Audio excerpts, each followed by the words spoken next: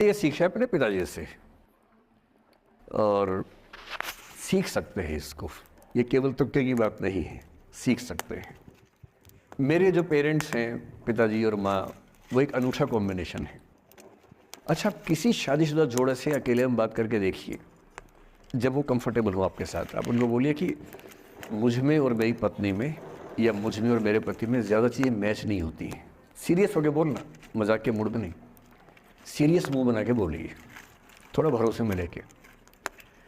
दुनिया का हर जोड़ा आपसे बोलेगा आप में तो फिर भी कुछ मैच होता है, हम में तो कुछ मैच नहीं होता, एक भी मैच। सारे जोड़े ऐसे ही चल रहे हैं, सबको लगता है कि उसका घर बढ़िया चल रहा है, मेरा ही ठीक नहीं चल रहा, क्योंकि उसका घर आपने फेसबुक पे देखा है, अच्छी अच्छी फ़ोटो देखी हैं। 24 घंटे में से जो 2 अच्छे मिनट आए थे, उसमें ली गई 25 फ़ोटो में से बेस्ट फ़ोटो फेसबुक पे आई थी। और अपने घर में आप बाकी 24 घंटे में से 2 मिनट छोड़ के बाकी देख रहे हैं। तो दूसरे का घर हमेशा अच्छा लगता है कि यार लाइफ हो तो उनके जैसी हो। तो हमारे माता पिता भी स्वभाव उनका भी थोड़ा अलग रहा, सबका है, हमारा भी है।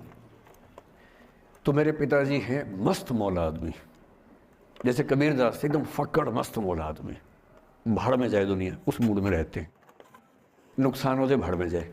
गीता का सार उन्होंने अपने मन में बिठा लिया है। उनका बड़े से बड़ा नुकसान हो जाता है तो क्या बोलते हैं, हमारा क्या था, जो लाए थे, जो लिया यहीं से लिया, जो दिया यहीं दिया, साथ लेके क्या जाना है, बात खत्म। कोई टेंशन ही नहीं उनको।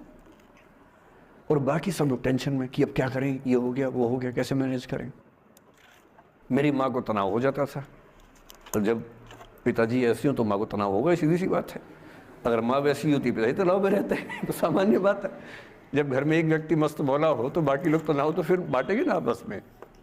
वो बड़ा तनाव में रहती थी, उनको घर की चिंता, बच्चों की चिंता बहुत सताती थी।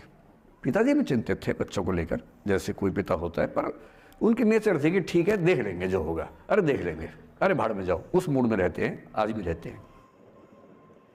मेरी माँ 73 की उम्र से कुछ महीने पहले चल बसी, उनका जीवन समाप्त हुआ। मतलब मुझे नहीं पता कि जीवन क्यों समाप्त होता है, क्योंकि बड़े बूढ़े कहते हैं कि हर व्यक्ति के सांस का इतिहास है, सांसें लिखी हुई हैं ईश्वर ने, उतनी सांसें मिलेगी। मुझे बहुत भरोसा इस बात में है नहीं, क्योंकि भगवान ऐसा क्यों करेगा कि जापान में सांसें ज़्यादा लिखेगा और अफ्रीका में कम लिखेगा, भगवान ऐसा क्यों करेगा। और अगर सांसें पहले से लिखी हुई हैं तो हमारी जीवन प्रत्याशा क्यों बढ़ती जा रही है।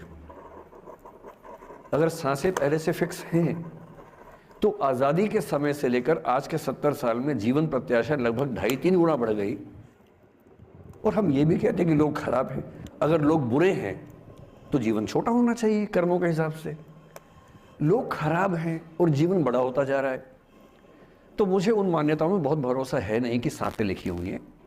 अगर सांसें लिखी होती तो मनुष्य की औसत आयु 25 साल से ऊपर नहीं होनी चाहिए थी, 25-30 मैक्सिमम। और हम 70-80 साल धूमधाम से जी रहे हैं, जिसका मतलब है कि ये भगवान से ज़्यादा इंसान ने लिखा है, मेडिकल साइंस ने लिखा है, वैज्ञानिकों ने लिखा है। और मैं ऐसा व्यक्ति हूँ, मैं बहुत धार्मिक व्यक्ति हूँ नहीं, और मैं इसको छिपाता भी नहीं हूँ। मैं बहुत छिप छिप के बहुत जी लिया। अब मैंने ठान लिया कि मैं जैसा हूँ वैसा रहूँगा।